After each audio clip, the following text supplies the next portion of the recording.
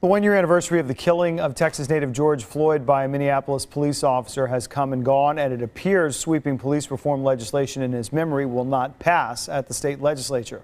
John Krinjak is live outside the Capitol this morning with more. Morning, John.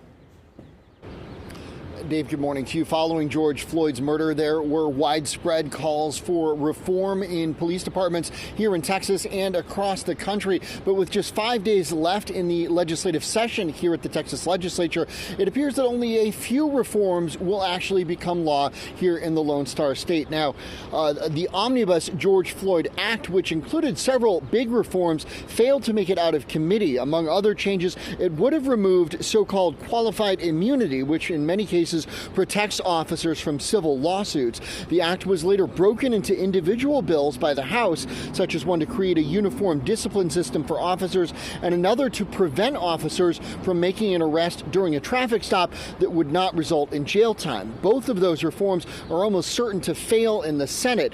There are a few bills, though, that did pass both chambers, such as banning chokeholds and requiring officers to intervene if another officer is using excessive force. Notably, both of those had the support of Texas police unions, unlike the other proposals. And what we have found is that, the opposition to them has been so rigorous that they have been watered down quite a bit. It is offensive to me as a citizen of this state, as a state representative, as a Black woman, that instead of listening to the cries of those that are here, instead of addressing their issues, we decide that we're going to allow the police unions to dictate what happens to them.